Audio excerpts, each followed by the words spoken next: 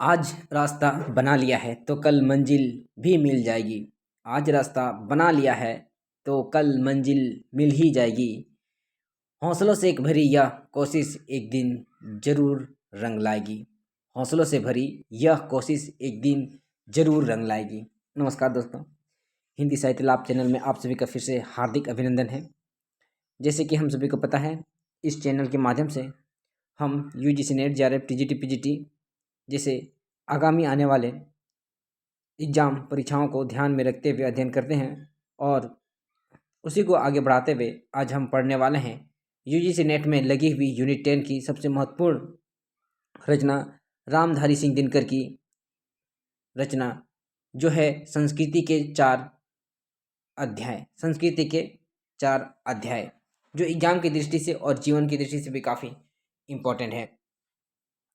इसके मुख्य सारांश पर आने से पहले हम लोग उसका मूलभूत निचोड़ को हम लोग समझेंगे, ताकि जब इसका सारांश हम अध्ययन करें तो जल्द से जल्द उसका मूल चीज़ हम सभी को समझ में आ जाए।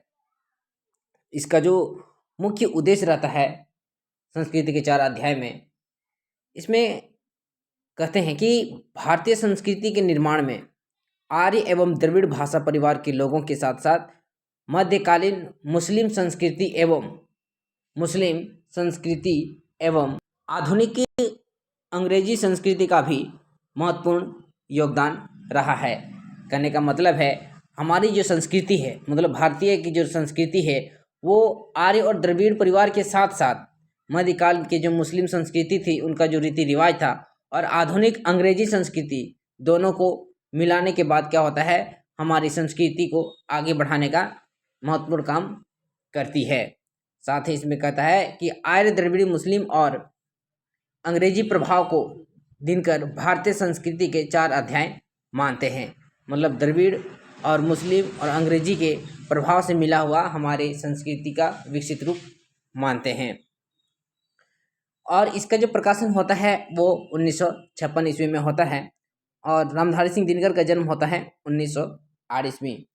अब हम हल्की सी इनकी जीवन परिचय को देखते हुए डायरेक्ट अब हम आएंगे इनकी प्रमुख रचनाओं पर, जो एग्जाम की दृष्टि से काफ़ी इम्पोर्टेंट और सटीक साबित होने वाली है। आग और राग के कवि, मतलब इनका जो उपनाम है वो आग और राग, साथ ही अधैर्य के कवि भी कहे जाते हैं। दिनकर का जन्म बिहार के बेगूसराय जिले के सिमरिया गांव में 23 सितंबर 1908 ईस्वी को हुआ। उम्मीद करते दोस्तों हम सभी इस चीज़ को नोट करते हुए जा रहे हैं। इनके पिता बाबू रवि सिंह तथा माता मनरूप देवी थी। दिनकर जी के जन्म के मात्र 2 वर्ष बाद ही पिता की मृत्यु हो जाती है। दिनकर की शादी मात्र 13 वर्ष की उम्र 1921 ईस्वी में श्यामवती देवी से हो जाती है। दोस्तों, इनका यहाँ से क्वेश्चन पूछा नहीं जाता है, इसलिए हम थोड़ा सा इसको स्किप करते हुए चल रहे हैं, क्योंकि हम सभी का एग्ज़ाम सामने है और हम सभी को जो मूलभूत सटीक जो आने वाली है एग्जाम में, उस चीज़ को हम लोग ज़्यादा फोकस करेंगे तो बेहतर रहेगा। तो डायरेक्ट अब हम आते हैं दिनकर की रचनाओं पर। पहला कहता है काव्य।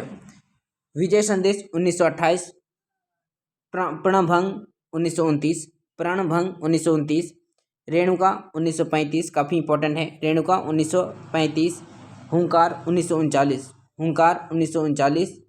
रसवंती 1940, रसवंती कब होता है 1940, द्वंद्वगीत 1940, कुरुक्षेत्र 1946, धूप छाँ 1946, मतलब कुरुक्षेत्र और धूप छाँ। कुरुक्षेत्र में कैसा रहेगा, धूप रहेगा, और कितना डिग्री का रहेगा तो 40 डिग्री का, तो 1946। ऐसा ट्रिक करके हम इसको याद कर सकते हैं, ठीक है। सामधोनी 1947 ईस्वी में, बापू 1947 ईस्वी में, है ना। सामधोनी और बापू जो रहता है 1947, दोनों एक साथ प्रकाशन होता है। इतिहास के आंसू 1951, इतिहास के आंसू 1951, धूप और धुआं 1951, धूप और धुआं 1951, मिर्च का मजा 1951, रश्मि रथी 1952, रश्मि रथी क्या होता है 1952, दिल्ली 1954, नीम के पत्ते 1954। ये काफ़ी इंपॉर्टेंट है, सभी के सभी बहुत इंपॉर्टेंट है दोस्तों, और इस चीज़ को हम लोग नोट करते हुए याद करेंगे। अगला कहता है नीलकुसुम 1954 ईस्वी में, सूरज का काव्य 1955 ईस्वी में, चक्रवाल 1956 ईस्वी में, कवि श्री 1957 ईस्वी में, है ना, सीफी और शंख 1957 ईस्वी में। जो इंपॉर्टेंट है हम उसको बताते हुए चलेंगे, आप उसको जरूर याद करके रखिएगा, है ना। रामधारी सिंह दिनकर की 1960 ईस्वी में, परशुराम की प्रतीक्षा 1963 ईस्वी में, काफ़ी इंपॉर्टेंट है। परशुराम की प्रतीक्षा कितने नंबर क्वेश्चन पूछी गई है, क्योंकि क्वेश्चन किसी भी प्रकार से क्वेश्चन बना के पूछा जा सकता है, जैसे क्रम में लगाने के लिए पूछ सकता है, या फिर ये भी पूछ सकता है कि ये किसकी रचना है। आगे कहता है कि उर्वशी 1961 ईस्वी में, जो काफ़ी इंपॉर्टेंट है उर्वशी। कोयला और कवित्व 1964 ईस्वी में, आत्मा की आंखें 1964 ईस्वी में, हारे के हरिनाम 1970 ईस्वी में, संचयिता 1973 ईस्वी में, काफ़ी इंपॉर्टेंट है। संचयिता क्वेश्चन पूछी गई है, कब होता है, 1973 ईस्वी में, है ना। उसके बाद आता है नृत्य तिलक 1964 ईस्वी में, दिनकर की सुक्तियाँ 1965 ईस्वी में, दिनकर के गीत 1973 ईस्वी में, रश्मिलोक 1974 ईस्वी में। जो इनकी काव्य है जो काफ़ी इंपॉर्टेंट है एग्जाम की दृष्टि से। अब इनकी महत्वपूर्ण आलोचनात्मक पुस्तकें अगर देखें, रचना अगर देखें, तो मिट्टी की ओर 1946 ईस्वी में कई बार एग्जाम में ये पूछी गई है। अर्धनारीश्वर 1952 में ये पूछी जाती है। काव्य की भूमिका 1958 ईस्वी में, पंत प्रसाद और मैथिली शरण 1958 ईस्वी में, काफ़ी इंपॉर्टेंट है, क्वेश्चन पूछी जाती है। पंत प्रसाद और मैथिली शरण 1958 ईस्वी में, वेणुवन 1958 ईस्वी में, शुद्ध कविता की खोज 1966 ईस्वी में, शुद्ध कविता की खोज 1966 ईस्वी में, जो काफ़ी इंपॉर्टेंट है एग्जाम की दृष्टि से। अन्यगत विधा के अगर इनके देखा जाए तो चित्तौड़ का शाखा 1949 ईस्वी में, कब होता है, चित्तौड़ का शाखा 1949 ईस्वी में। रेती के फूल 1954 में, काफ़ी इंपॉर्टेंट है रेती के फूल, क्वेश्चन पूछा गया है 1954 ईस्वी में। हमारी सांस्कृतिक एकता 1954 ईस्वी में। भारत की सांस्कृतिक कहानी 1955 ईस्वी में।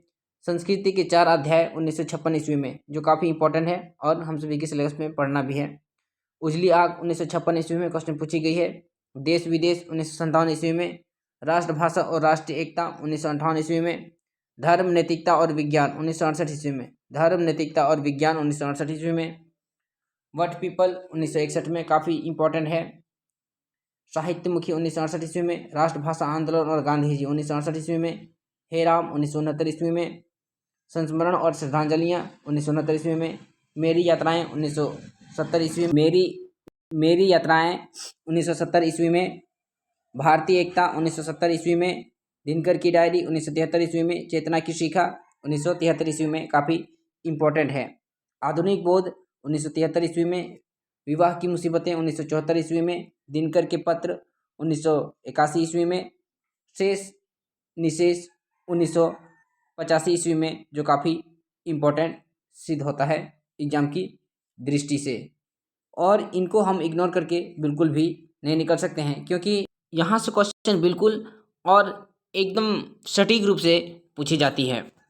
अगर इनका सम्मान और पुरस्कार जो मिला है, इसको अगर देखा जाए तो कुरुक्षेत्र में उनको मिला हुआ था, जो कि साहित्य संसद काशी नागरिक प्रचारणी सभा उत्तर प्रदेश सरकार द्वारा, ये भारत सरकार द्वारा पुरस्कृत 1948 ईस्वी में किया गया था। किसमें, कुरुक्षेत्र में। साथ ही संस्कृति के 4 अध्याय पुस्तक पर साहित्य अकादमी 1959 ईस्वी में, काफ़ी इंपॉर्टेंट है। जिस रचना से अगर किसी विद्वान को, किसी कवि लेखक को अगर पुरस्कार से सम्मानित किया जाता है, तो रचना काफ़ी इंपॉर्टेंट हो जाता है। अब विद्वानों द्वारा जो राय दी गई है दिनकर के विषय में, उसको हल्का देख लेते हैं, जो एग्जाम की दृष्टि से इम्पोर्टेंट है। माखनलाल द्विवेदी का अगर देखा जाए तो कहते हैं कि तुम्हारी रचना और काव्य को लोक हृदय अपने में बसा लेगा। किसका कथन है, माखनलाल चतुर्वेदी का। हजारी प्रसाद द्विवेदी का अगर देखा जाए तो दिनकर की उमंग और मस्ती सामयिक मंगल आकांक्षा का प्राधान्य है। क्या कहते हैं, कहते हैं दिनकर की उमंग और मस्ती में सामाजिक मंगलाकांक्षा का प्राधान्य है, हजारी प्रसाद द्विवेदी कहते हैं। बच्चन सिंह कहते हैं इनके विषय में, कहते हैं कि दिनकर न तो बच्चन, अंचल आदि नव्य छायावादियों यव्य व्यक्तिवादियों से जुड़ जाते हैं और न प्रगतिवादियों से। उनका अपना अलग रास्ता है, वे कहीं दोनों धाराओं के बीच में पड़ते हैं, इसलिए वे कहीं गांधी तो कहीं गांधी का समर्थन करते हैं तो कहीं सर्वहारा के उदय की। कवि की इस अंतर्विरोध को किस रूप में लिया जाए, इस अंतर्विरोधों को राष्ट्रीयता की व्याप्ति में समेटा जा सकता है। फिर यहाँ आगे कहते हैं कि हजारी प्रसाद द्विवेदी इनके विषय में कि दिनकर गति के कवि हैं। क्या है? गति के कवि हैं और ये यति में उन्हें आयास करना पड़ता है। काफ़ी इंपॉर्टेंट क्वेश्चन पूछा जा सकता है। अब हम लोग डायरेक्ट आते हैं। अच्छा, यहाँ पर और एक इम्पॉर्टेंट है जो कि बच्चन सिंह ने अधैर्य का कवि कहा। क्वेश्चन पूछा जा सकता है कि अधैर्य का कवि तो कहा जाता है, लेकिन किसके द्वारा कहा गया? तो बच्चन सिंह के द्वारा अधैर्य का कवि कहा जाता है। साथ ही साथ दिनकर जो अनल के कवि भी कहे जाते हैं। भारतीय द्वितीय राष्ट्र कवि के रूप में इनके नाम प्रसिद्ध है। मैथिली शरण गुप्त के सामने दिनकर खुद को क्या मानते हैं? महज डिप्टी कवि, राष्ट्र कवि के रूप में मानते हैं। अब हम लोग आते हैं संस्कृति के 4 अध्याय। जैसे कि इसके सारांश को हमने देखा था, अब इसका निचोड़ को देखते हैं। कहता है कि रामधारी सिंह दिनकर की बहुचर्चित पुस्तक संस्कृति के 4 अध्याय का प्रकाशन 1956 ईस्वी में होता है। कब होता है? 1956 ईस्वी में। इस ग्रंथ की रचना में कम से कम 5 वर्ष लगे हैं। जैसे कि पुस्तक के प्रथम संस्करण की भूमिका में दिनकर ने कहते हैं, मेरे जानते यह ग्रंथ अभी भी अपूर्ण है, किंतु 5 वर्ष तक परिश्रम करते करते मैं थक गया हूँ। है ना? कितना लगा था? टोटल 5 वर्ष का समय लगा था। भारतीय संस्कृति का सर्वेक्षण के रूप में प्रसिद्ध संस्कृति के 4 अध्याय पर दिनकर जी को 1959 ईस्वी में साहित्य अकादमी से सम्मानित किया गया था। इस महाग्रंथ में दिनकर जी ने भारत की संस्कृति इतिहास को 4 भागों में बांटते हुए कहा है, भारतीय संस्कृति में 4 बड़ी क्रांतियाँ हुई। 4 बड़ी क्रांतियाँ हुई है और हमारी संस्कृति के इतिहास उन्हीं 4 क्रांतियों का इतिहास है। संस्कृति के 4 अध्याय पुस्तक के प्रथम अध्याय का शीर्षक भारतीय जनता की रचना और हिंदू संस्कृति का आविर्भाव के अंतर्गत ये उपशीर्षक हैं। प्रथम में प्रकरण में कहता है भारतीय जनता की रचना 1 में, प्रकरण 2 में कहता है आर्य द्रविड़ समस्या, और तीसरा में कहता है आर्य और आर्येतर संस्कृतियाँ देखने को मिलती है। द्वितीय अध्याय प्राचीन हिंदुत्व से विद्रोह के अंतर्गत उपशीर्षक प्रकरण बुद्ध से पहले का हिंदुत्व, प्रकरण 2 जैन धर्म, प्रकरण 3 बौद्ध धर्म, प्रकरण 4 वैदिक बनाम बौद्ध मत, प्रकरण 5 में प्राचीन भारत और ब्राह्मण विश्व, प्रकरण 6 में बौद्ध साधना पर शाक्त प्रभाव, और प्रकरण 7 में बौद्ध आंदोलन के सामाजिक प्रश्न का वर्णन देखने को मिलता है। ये किस में था? द्वितीय अध्याय में।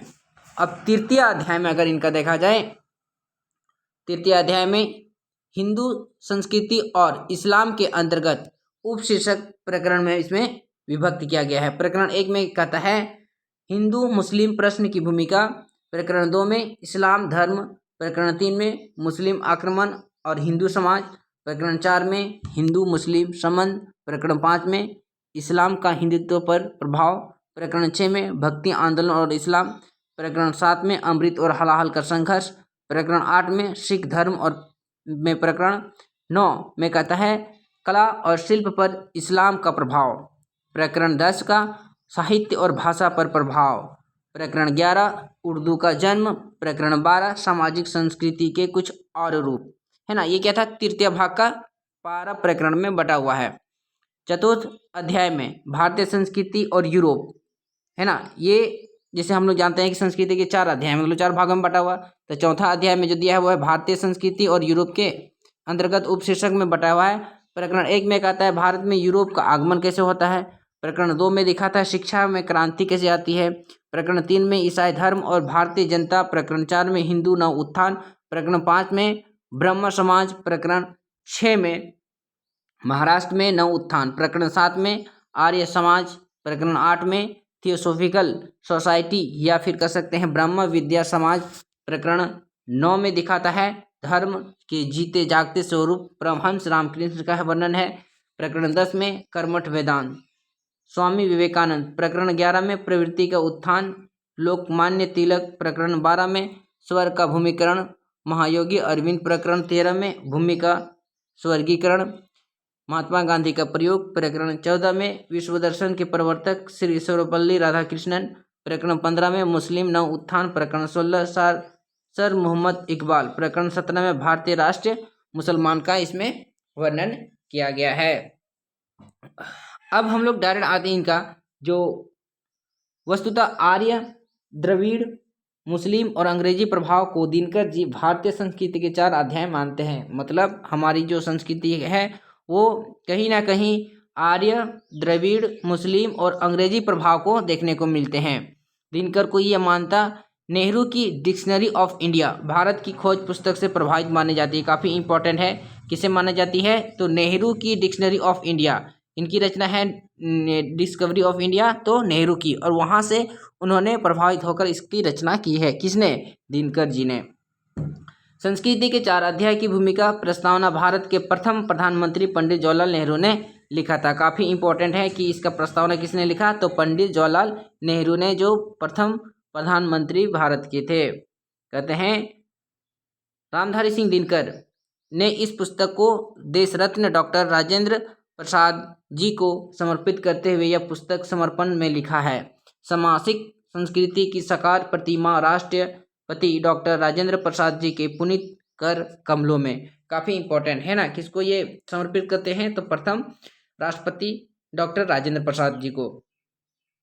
पुस्तक के समर्पण पर विष्ट पर एक पद्य को पर लिखा रखा है, हेथाय आर्य हेथा अनार्य हेथाय द्रविड़ चीन शक हून दल पठान मोगल एक देहें होलो लीन। मतलब ये जो संस्कृति के 4 अध्याय हैं, कहीं न कहीं जो हमारी आर्य संस्कृति है, द्रविड़ संस्कृति है, अंग्रेजी संस्कृति है और मुस्लिम, सबको इसमें उस चीज़ को इस वाक्य के माध्यम से उसकी योगदान को उजागर करने का प्रयास किया है।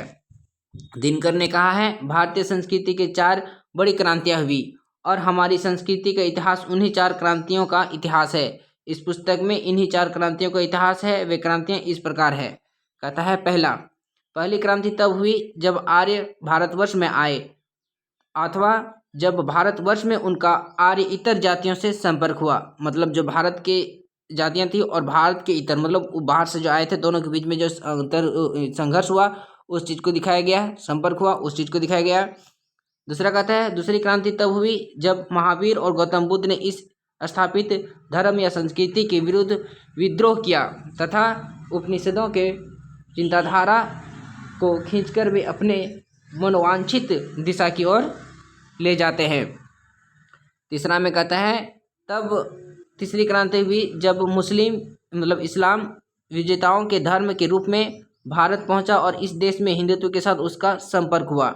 चौथी क्रांति के बारे में दिनकर जी कहते हैं चौथी क्रांति हमारे समय में हुई जब भारत में यूरोप का आगमन हुआ तथा उसके संपर्क में आकर पुस्तक लेखन के बारे में दिनकर का कहना है पुस्तक में हिंदुत्व एवं इस्लाम दोनों ने नव जीवन को अनुभव किया। मतलब दोनों के माध्यम से इन्होंने ये चीज़ का योगदान को मानते हैं। दिनकर जी शुरू में इस पुस्तक का नाम संस्कृति के 4 अध्याय के बदले संस्कृति के 4 सोपान रखते थे। काफ़ी इंपॉर्टेंट है एग्जाम की दृष्टि से। मतलब इससे पहले जो नाम रखे थे वो संस्कृति के 4 सोपान नाम रखे थे, लेकिन बाद में क्या कर देते हैं संस्कृति के 4 अध्याय नाम रख देते हैं। दिनकर जी ने इस पुस्तक की रचना जनसाधारण के लिए की है। किसके लिए? जनसाधारण के लिए की है। इसके बारे में पुस्तक के प्रथम संस्करण की भूमिका में कहते हैं, प्रथम संस्करण के विषय में, ठीक है, इसे मैंने विद्वानों और विशेषज्ञों के पढ़ने के लिए नहीं लिखा है। असल में यह उनके काम की चीज़ है जो खोजपूर्ण ग्रंथों का सामना नहीं करना चाहते हैं। कहने का मतलब है जो रिसर्च करना चाहते हैं भारत के विषय में, उसकी संस्कृति के विषय में, तो इस चीज़ को काफ़ी सहूलियत साबित होगी। जो भारतीय संस्कृति को समझना चाहते हैं किंतु उन जिनके पास सैकड़ों ग्रंथों के व्यूह में जाने का अवकाश नहीं है तथा जो अनुसंधान और खोज की नीरस भाषा में से भी घबराते हैं, संक्षेप में इसे मुख्य पाठक जनसाधारण होंगे ऐसी मेरी कामना है। मतलब ये जो संस्कृति के 4 अध्याय हैं, अगर आप रिसर्च कर रहे हैं या हमारी भारतीय संस्कृति के विषय में आपको जानकारी लेनी है तो इससे बेहतर पुस्तक आपको नहीं मिल सकती। इसका अध्ययन कीजिए और हमारी संस्कृति को बेहतर से बेहतर आप समझ सकते हैं, जान सकते हैं। दिनकर जी ने इस पुस्तक की अधिकांश सामग्री अंग्रेजी पुस्तकों में से ली है। इंपॉर्टेंट है, क्वेश्चन पूछा जा सकता है। इस पुस्तक को उन्होंने इतिहास नहीं कहते हुए साहित्य ग्रंथ कहा है। क्या कहते हैं? ये इतिहास ग्रंथ नहीं है बल्कि क्या है, ये एक साहित्य ग्रंथ कहा है। किसने? दिनकर जी ने। दिनकर जी ने संस्कृति के 4 अध्याय की लिखने में जो परिश्रम किया उसके बारे में वे स्वयं कहते हैं, क्या कहते हैं, जिस परिश्रम से मैंने यह पुस्तक लिखी है, जिस परिश्रम से मैंने इस पुस्तक को लिखी है, उस परिश्रम से मैंने और कुछ नहीं लिखा। मतलब अपने जीवन में उन्होंने जितना मेहनत इस पुस्तक को लिखने के लिए या बनाने के लिए की, अन्य पुस्तक बनाने में उतनी मेहनत नहीं की। संस्कृति के 4 अध्याय। पुस्तक के तृतीय संस्करण में बहुत बदलाव किया गया। पहले संस्करण में आर्य द्रविड़ समस्या का वृत्तांत संक्षिप्त था। क्या कहता है, पहला संस्करण में किसका था, आर्य द्रविड़ समस्या का वृत्तांत संक्षिप्त था। तीसरे संस्करण में यह विस्तृत रूप से दिया गया। आर्य और आर्य इतर संस्कृतियों का मिलन भी फिर से लिखना शुरू कर देते हैं। तीसरे संस्करण में बौद्ध दर्शन के प्रसंग में बौद्ध साधना पर शाक्त प्रभाव बिल्कुल नया अध्याय है। मतलब तीसरे संस्करण में उन्होंने जो डाला था वो शाक्त अध्याय है, जो कि नया अध्याय इसमें जोड़ दिया है। पुस्तक के तीसरे खंड में इस्लाम खंड पूरा का पूरा दोबारा लिखा गया है। उसका जो तृतीय खंड है वो इस्लाम खंड का दोबारा नया चीज से लिखा गया है। इस पुस्तक में दिनकर जी ने 20वीं सदी के में भारत के बंटवारे का बीजारोपण मुगल काल में ही शेख अहमद सर हिंदी के प्रचार को मानते हुए इनका विस्तृत वर्णन किया है। तीसरे संस्करण में सबसे कम परिवर्तन ग्रंथ के नीचे अध्याय लिखा गया है। आगे कहते हैं, दिनकर जी ने ग्रंथ का उपसंहार पहले संस्करणों में नहीं लिखा था, केवल तीसरे संस्करण में ही लिखा था। मतलब पहले जो 1 और 2 संस्करण था उन्होंने नहीं लिखा था, उसके बाद जो रहता है तीसरा, उससे वो अपना संस्करण लिखना शुरू करते हैं। संस्कृति के 4 अध्याय ग्रंथ के पाठकों के बारे में दिनकर जी कहते हैं कि लगभग 6 वर्षों के भीतर इस ग्रंथ के लेखक को कोई 300 पत्र प्राप्त हुए, जिनमें से अधिकांश पत्रों में ग्रंथ परिमार्जन के सुझाव था। कुछ ऐसे पत्र भी थे जिनमें ग्रंथ की भूरी भूरी प्रशंसा की गई है, मतलब हल्की हल्की, अथवा यह कहा गया था कि लेखक अज्ञानी और मूर्ख है। मतलब उस चीज को शुरू में पहला ज़्यादा कारगर साबित ना होने के कारण इसके ऊपर आलोचना भी की गई थी। कहते हैं, संस्कृति के 4 अध्याय की ऐतिहासिकता के बारे में दिनकर का कहना है कि यह महल मतलब पुस्तक साहित्य और दर्शन का है। इतिहास की हैसियत से यह किरायादार की है। ये क्वेश्चन पूछा जा सकता है, ये कथन किसका है, तो स्वयं किसका है, दिनकर की है। ब्राह्मण और बौद्ध के बीच कटु रिश्तों के बारे में दिनकर जी का कहना है कि उनके बीच सांप और नेवले का संबंध था, है ना। बौद्ध और ब्राह्मण के बीच रिश्तों को इसकी तुलना किससे करते हैं, सांप और नेवले से। मतलब जब भी मिलेंगे एकदम टकराते हुए लड़ेंगे। ब्राह्मणों में कहावत चला हुआ था कि जो व्यक्ति मरते हुए बौद्ध के मुख में पानी देता है वह नरक में जाता है।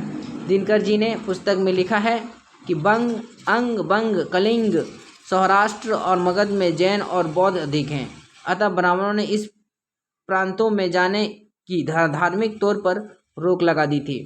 दिनकर ने लिखा है कि हिंदू मुस्लिम एकता के बारे में हमारे देश के 3 बड़े नेता हुए, कबीर, अकबर और महात्मा गांधी। काफ़ी इंपॉर्टेंट है, क्वेश्चन पूछा जा सकता है कि इनमें से किस विद्वान का रचना या फिर चर्चा नहीं की गई है। तो यहाँ पर किनका किनका किया गया है, कबीर, अकबर और गांधी, महात्मा गांधी का वर्णन किया गया है।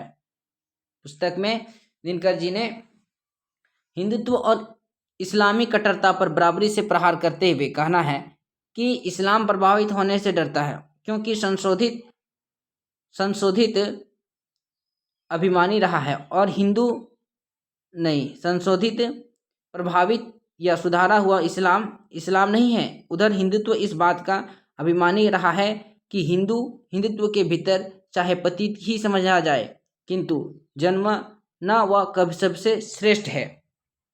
मतलब दोनों के बीच में प्रभावित होने वाली चीज को दिखा रहा है कि अगर कुछ संशोधित होता है तो किसको नुकसान और किसको फायदा, या दोनों के बीच में क्या प्रभाव पड़ेगा।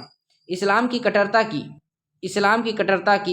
कहते हैं, इस्लाम की कट्टरता की हमारी स्व रूप ठीक है, जो उनके द्वारा जो दिया गया था वो कट्टरता का, वो ठीक है, जिसे नबी से परिवर्तित किया गया था। और हिंदुत्व का यह आग्रह धर्म के मामले में हमें किसी से कुछ सीखना नहीं है। ये दोनों बातें दीवार बनकर इस्लाम और हिंदुत्व के बीच में खड़ी हो जाती है। पुस्तक में जन विज्ञानियों का साधारण विश्वास है कि गोरे रंग के लोग आर्यवंश के हैं और जिनका रंग पक्का काला है वे आर्य इतर है। ये क्वेश्चन पूछा जा सकता है। जो आर्य वंश है वो गोरा है, और जो आर्य से इतर है मतलब जो उससे बाहर है वो पक्के काले हैं। मतलब जो व्यक्ति काले हैं वो आर्य इतर के रूप में ठहराया जाता है, ऐसा मानना था उस समय का। जन विज्ञान ने संसार की सभी जातियों को 3 नस्लों में बांटा। कितने? 3 नस्लों में। पहली नस्ल गोरे लोगों की, जिन्हें काकेशियन या एशिया रूप के बीच भूभाग कहा गया। दूसरी नस्ल जो पीले वाले रंगों की लोगों की है, जो मंगोल जाति के साथ हैं। तथा तीसरी नस्ल काले लोगों की, जो कि इथोपियन परिवार के हैं। काफ़ी इंपॉर्टेंट है। वस्तुतः रंग की दृष्टि से संसार में 3 प्रकार के लोग हैं, गोरे, काले और पीले। गोरे, काले और पीले। भारतीय लोगों को इन लोगों तीनों रंगों के प्रतिनिधि मौजूद हैं, और रंगों की दृष्टि से भारतीय मानवता विश्व मानवता का अद्भुत प्रतीक मानी जा सकती है। वैदिक संहिताओं के अनुसार आर्य जहाँ रहते थे उस देश को सप्त सिंधव कहा गया। काफ़ी इंपॉर्टेंट है कि मतलब जहाँ पर आर्य रहते थे उस जगह को क्या कहते थे? सप्त सिंधव कहा जाता था। बाद में वही देश ब्रह्मवर्त और मध्य देश भी कहलाने लगा। सप्त सिंधव, ब्रह्मवर्त तथा मध्य देश, इन तीनों नामों से आधार कहा जाता है, और आर्य भारत के ही थे, और पहले पहल हिंदू नदी के किनारे ही आर्य आए थे। दिनकर ने भारत में 10वीं सदी के आरंभ में आने वाले और बम्बई गुजरात में बसने वाले एक जाति पारसी का भी इसमें उल्लेख किया गया है। जसत्रुत के बारे में दिनकर का कहना है कि जसत्रुत की वाणी ही गाथा कहलाती है, जो शुद्ध संस्कृत शब्द है। गाथाएं 5 हैं। गाथाएं कितनी है? टोटल इसमें 5 हैं। राधा के बारे में पुस्तक में बताया गया है। राधा के बारे में इस पुस्तक में बताया गया है कि वैष्णवन के 3 प्रसिद्ध पुराण हरिवंश, विष्णु पुराण और भागवत पुराण में से किसी भी राधा का जिक्र नहीं किया है। भारत में संस्कृतियों के विराट समन्वय का श्रेय दिनकर जी राम कथा को देते हैं। काफ़ी इंपॉर्टेंट है एग्जाम की दृष्टि से कि संस्कृतियों के विराट समन्वय मतलब तालमेल बैठाने का जो श्रेय दिया जाता है वो राम कथा को देते हैं। कौन? दिनकर जी। हजरत ने ईसाइत को और हजरत मोहम्मद ने इस्लाम को जन्म दिया, किंतु हिंदू धर्म किसी एक रूप पुरुष को रचना नहीं की। दिनकर जी इस पुस्तक में बुद्ध के 4 आर्य सत्य ये बताते हैं। मतलब सत्य बात क्या है उस चीज़ को बताते हैं। पहला है मनुष्य दुखी है। मनुष्य क्या है? दुखी है। दुख अकारण नहीं है, दुख का विरोध संभव है, इस निर्विरोध का मार्ग भी है। मतलब मनुष्य का क्या है? दुख हमेशा रहता है, साथ ही दुख अकारण नहीं है, मतलब उसका बिना कारण नहीं है, वो आता ही आता है। दुख का विरोध करना संभव है। दुख है उसका विरोध करेंगे, मतलब कोशिश करेंगे बेहतर करें, और इस विरोध का मार्ग भी है। मतलब अगर हम निरोध करते हैं तो वो क्या करता है? उसका एक दिन हम लोग रास्ता मिल ही जाता है। महात्मा बुद्ध के अष्टांगिक मार्गों में ये है कि सम्यक दृष्टि, पहला है सम्यक दृष्टि, सम्यक संकल्प, सम्यक वचन, सम्यक कर्मांत, सम्यक आजीवन, सम्यक व्यायाम, सम्यक स्मार्त और सम्यक समाधि का वर्णन है। दिनकर जी ने बौद्ध मठ के बारे में लिखा है कि बलख में एक नौबिहार नामक का मंदिर था, जिसका पुजारी बारामका कहलाता था। क्या कहलाता था? बारामका कहलाता था। वाजपेयी जी इस विषय पर वो अपना मत का अनुमान करते हुए कहते हैं कि काबे के मंदिर और बलख के नौबिहार मंदिर में बुद्ध देव की पूजा होती थी। किनका कथन है? वाजपेयी का। अरबी फारसी में मूर्ति के लिए जो बुद्ध शब्द प्रचलित है वह बुद्ध का ही अरबी रूप है। नवविहार या बौद्ध मठ ही था। दिनकर जी ने इस पुस्तक में बताया है कि नर्क में गुणों की एक शाखा थे जिसका असली नाम असेना था। काफ़ी इंपॉर्टेंट है ना। असलम का मूल मंत्र है ला इल्लाह इल्लल्लाह मुहम्मदुर रसूलुल्लाह, जिसका अर्थ होता है अल्लाह के सिवा कोई और पूजनीय नहीं है तथा मोहम्मद उसके रसूल है। कुरान में हर मुसलमान के लिए 5 धार्मिक कार्य निर्धारित किया गया है। कितने? 5। पहला है कलमा पढ़ना, इस मंत्र का पारायण करना कि ईश्वर एक है और मोहम्मद उसके रसूल हैं। इस्लाम का एक स्वरवाद है तौहीद, इसी मंत्र पर आधारित है। कहने का मतलब है वो एकमात्र इंशाअल्लाह को पूजने योग्य बताते हैं। दूसरा कहता है नमाज पढ़ना, प्रतिदिन 5 बार नमाज पढ़ना, इसे सलात भी कहा गया है। रोज़ा रखना, रमज़ान के महीने भर केवल एक शाम खाना खाना और वह भी सूर्यास्त के बाद। रमज़ान के में ही कुरान उतरा था। कब उतरा था? रमज़ान के समय उतरा था। आगे कहता है चौथा नंबर, ज़कात अपनी वार्षिक आय का 40वां हिस्सा 2.5% दान कर देता है। कौन? ज़कात। हज तीर्थों में भी जाना इसमें लिखा गया है। सिखों में पगड़ी बांधने की परंपरा गुरु गोविंद सिंह ने चलाया। इन्होंने ही पंच काकार को सिखों के लिए अनिवार्य बताया। कौन? गुरु गोविंद सिंह जी। कंघी, कच्छा, कड़ा, कृपाण और केस काफ़ी इंपॉर्टेंट है ना। कंघी हमेशा रहता है, कच्छा भी रहता है, कड़ा रहता है जो पहना हुआ रहता है, कृपाण तथा केस। जोन्स ने एशियाटिक सोसाइटी के 1986 ईस्वी वाले अधिवेशन में यह शोषण की थी कि ये घोषणा की थी, ये ना यहाँ पर घोषणा होगा, घोषणा की थी कि संस्कृत परम अद्भुत भाषा है। वह यूनानी से अधिक पूर्ण और लातानी से अधिक संपन्न है।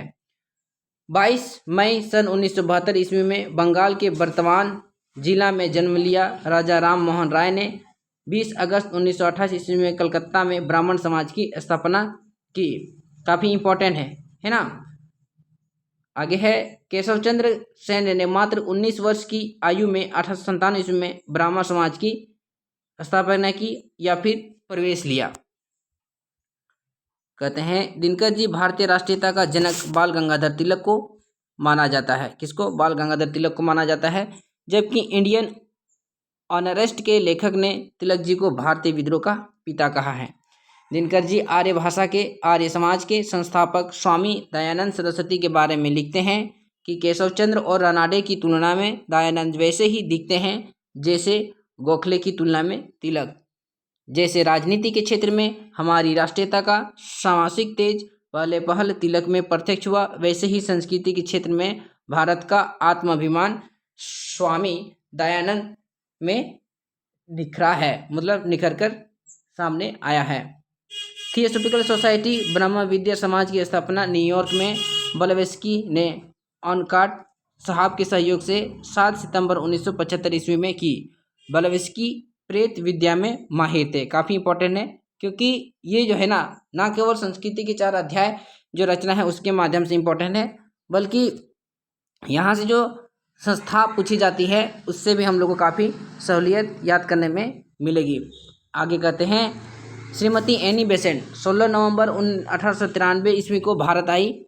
कर्नल ऑनकार्ड की मृत्यु के बाद थियोसॉफिकल समाज की स्थापना सभानेत्री एनी बेसेंट ही रही, मतलब उसमें सभा का जो नेत्री रही वो एनी बेसेंट रही थियोसॉफिकल सोसाइटी की। ठीक है। भारत और हिंदुत्व को एक दूसरे का पर्याय मानने वाले श्रीमती एनी बेसेंट ने एक भाषण में कहा था, भारत और हिंदुत्व की रक्षा भारतवासी और हिंदू ही कर सकते हैं। किसका कथन है? एनी बेसेंट का। भारत भक्त एनी बेसेंट हिंदुत्व के बारे में कहा करती थी। क्या कहा करती थी? हिंदुत्व ही वह मिट्टी है जिसमें भारतवर्ष का मूल गड़ा हुआ है। यदि यह मिट्टी हटा ली गई तो भारत वृक्ष क्या हो जाएगा? सूख जाएगा। सन 1893 ईस्वी के शिकागो अमेरिका में विश्व धर्म सम्मेलन में स्वामी विवेकानंद की उसी तरह प्रसिद्धि हुई